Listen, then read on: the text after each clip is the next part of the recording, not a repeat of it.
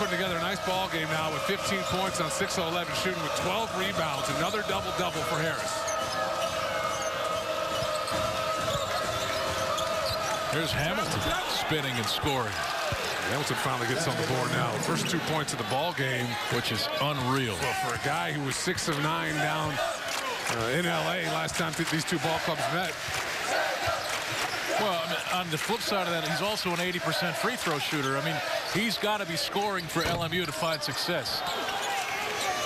Absolutely. He needs to not be aggressive. fouls. Ireland, Viney, and Hamilton. If those three are all clicking, this is one of the tougher teams in the WCC, and you obviously see that with the fact they've got 6 straight road wins. But tonight, Hamilton's been non-existent, and Viney's just starting to get things going here in the second half. Okenji somehow didn't travel there, missed the shot.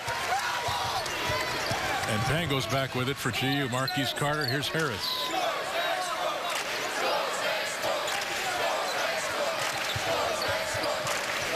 Boy, I tell you what, that WCC tournament in Las Vegas this year is going to be something special. There won't be any gimme games. Well, look at it. If my memory serves me correct, there hasn't been a close game when any of these top 3 teams have played each other. Wow, that's Blake's step range. Come on now, Richard. I would agree. Okay. Bengals with 21. 5 of 7 from the three-point line. You just can't afford to let him get squared up and his feet set. You need to force him to put the ball on the ground, because if you don't, he's all but automatic. You expect those shots to go in. Well, Kevin Pangos went through a bit of a slump for about a game and a half. He's clearly well outside of that slump now. Gonzaga leading it by 22, led by number 4. Welcome back. Here's the answer to tonight's Arby's trivia question. Which player leads the Zags in total minutes played this season? The answer is Kevin Pangos. The freshman played 727 minutes coming into this game, 66 more than Elias Harris. For a limited time, get 2 fish sandwiches for only $5 or a fish combo for $5. Arby's, it's good mood food. And depending on how that ankle injury is for David Stockton tomorrow morning, Pangos may be earning more minutes every game than he normally gets. Well, it's just impossible not to be impressed with the freshman who, like you mentioned earlier there, Greg, had a rough stretch, and it kind of culminated at BYU down there in Provo. 4 turnovers, did not play well, really looked uncomfortable. But since that game, Pepperdine St. Mary's, and tonight, 19 of 34 from the three-point line, 0 turnovers. He has really turned the corner and responded in a big way. There's Ashley Hamilton working on Dower. Created some room, and Dower still got a hand on it. Hamilton ran it down. Jump shot is short. Eddie had it, so did Carter. Ireland ends up with it. There's Viney dribbling his way through. Fake the pass, score. Drew Viney, if he played like this all game, is a player. Don't look now. He's 5 of 7 here in the second half. He's got 19 points. Only had 8 there in the first half, so he's starting to get things going. Ireland's been a lot quieter here in the second half, but Viney's picked up the slack offensively. There's Pangos driving, got it to Carter into the corner. Eddie for 3. He's 0 for 4 from behind the arc, but Eddie with 13 points. 6 of 6 inside the arc. There's a foul on Sam Dower. Let's go back to Pangos for a minute there. Absolutely. Right now, it leads GU in free throw percentage, points, assists, 3-point field goal, steals, assist to turnover ratio. Okay. Leading Gonzaga as a freshman. So I go back to the original question. Was he or Blake Stepp better as a freshman? Well, and Greg, you know what I think of Blake Stepp. Sure, I mean, obviously, I think he's the best player the program's ever had, and just one of the toughest dudes around. You know, I think it's a question worth asking, particularly in this program with the lineage of great, outstanding point guards that have come through here. I think that's a fair question. I think the situations were different. I think Kevin has a lot more opportunity, has the ball in his hands a lot more than Blake ever did. Has he done more as a freshman? Absolutely. I just think the circumstances were a little different. But if you look at it, I don't think there's been a freshman to come through this program that has made an impact this early at that position like Kevin has. It's been really, really remarkable.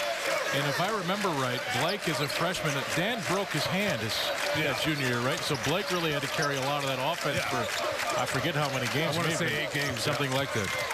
And so I'm not diminishing what Blake Stepp did as a freshman. I'm just saying these two guys are now in the same conversation for the early part of their careers. There's the pass inside. No one home. But Sack rating it up with it. With 1 on the shot clock, will shoot free throws. That original pass by Pangos probably not there. Well, he's happy that it doesn't register a turnover.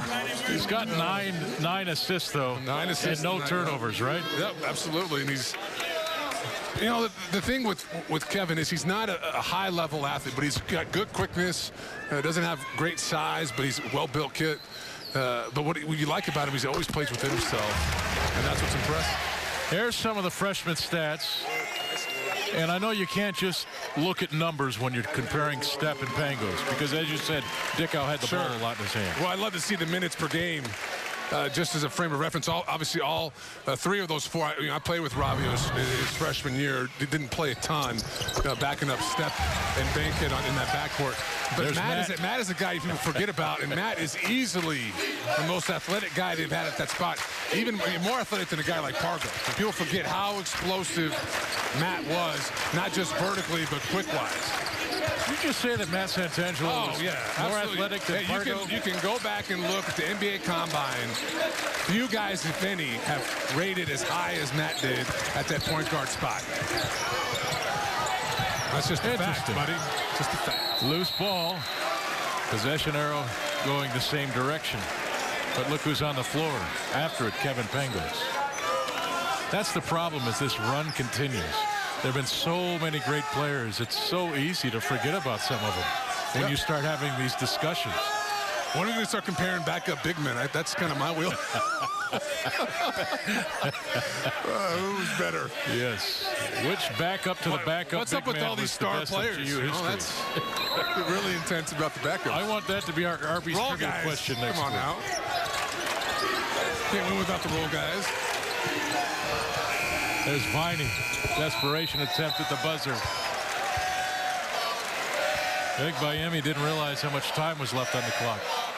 And, you talk about those comparisons. The reason I hesitate is, we're going to look back on a Gary Bell and look at his numbers as a freshman, and when the reality is he's going to be a tremendous player in this program. He just doesn't handle the ball as much as a guy like Pangos.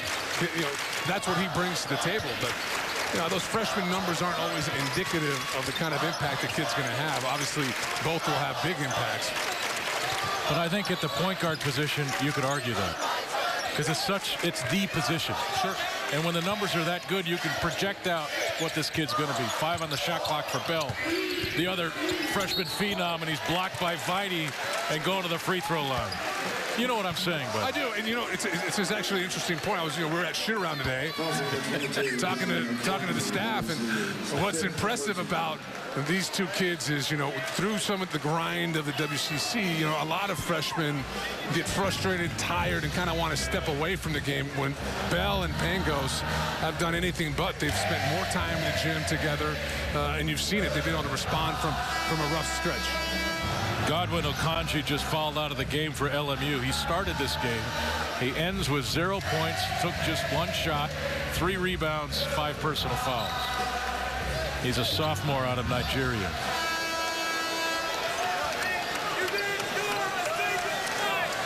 And now Max Good is upset with one of the officials. I think the foul was on Viney.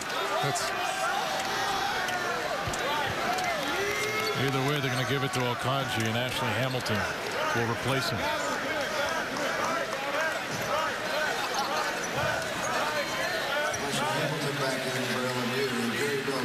And Gary Bell at the free throw line. In breaking news, you just got some more interesting freshman point guard numbers here. Well, Brock's the man, first and foremost, the stat guy here right next to us. Let's take a look at the play of the game real quick. Tonight's A to Z rental player of the game, Kevin Pangos. No job too big or too small. 7 convenient locations. We rent everything. Let A to Z rental be your most valuable player for all your rental needs. Well, and you look at Pangos, he's got 9 straight double-digit scoring games as a freshman. Morrison, best scorer to come through here. The most he had as a freshman was 7. So not only has Kevin been, had a real impact, but he's been consistent with it. So should I ask you the question again?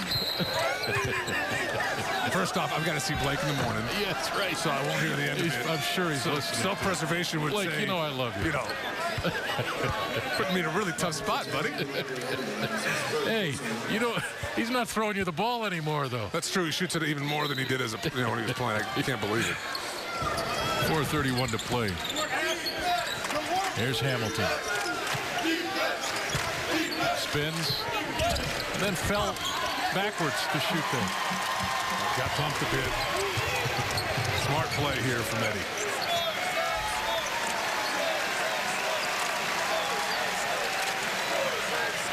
Well, Richard, Gonzaga's going to get to 20-4 and 10-2 in the conference, and what this really does is continue to put pressure on St. Mary's. Yeah, there's a lot of pressure. Both ball clubs, and I think BYU feels they just need a couple breaks and they can get right back in the mix as well. But if you're GU, you've got to control what you can control, and that's what you're doing. You can't worry and get hung up as Elias with the extra effort knocks down the putback. You can't get too caught up with what St. Mary's is doing. Just control what you can control. And you've seen it now 3 or 4 times over this run. It's worked out in GU's favor. I mean, work to secure the 2nd seed and let destiny take care of the rest. Yeah, absolutely. Here's Ireland. Gonzaga's done a good job on him here in the 2nd half. Of course, it's really his teammates that have gone away from Anthony Ireland. He hasn't had as many looks here in the 2nd half. Only 4 looks. He had 9 there in the first half. Heine's really gotten things going offensively, but collectively, LMU has just struggled to score. Gonzaga taking some time off the clock now. Here's the feed inside. Zachary lost the handle. That's number 24, Deji Egbayemi. And a whistle. Timeout, LMU. 2:51 to play. Max Good wants to draw something up. Well, I think at this point, you don't want guys to get too frustrated. Maybe bring in some of the guys, some players deeper off your bench.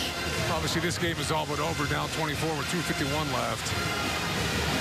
But, for a team like LMU, let's say they finish 3rd, 4th in the league race.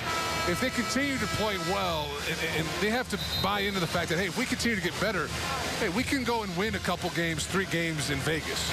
They have that type of team. They have that explosiveness offensively. They have enough athletes defensively that when they're dialed in and clicking on both ends, they are about as tough as anybody in this league to beat. And you see that with that road record. There's Kevin Pangos getting a break as we take a look now at the all-time marks. Gonzaga and Mark Few now 12 consecutive seasons with him as a head coach with at least 20 wins. It's been 15 consecutive seasons now for this program with 20-plus wins. It's not a bad run. It's historical. I mean, we get so spoiled. Again, I go back to a week ago. Gonzaga's 18-4, and I got people asking me, what's wrong with GU? Yeah, after that Provo loss. Well, that's just the nature of sports these days. It's hyper-reactive. I think people forget when you're in it, living it. You understand it's a long year. You're never as good as you think you are or as bad as you think you are. And it's such a grind that I don't think guys within it in the program get as up and down as fans do. That's a nice finish there by Anthony Ireland. And then the immediate timeout. So that's their last timeout.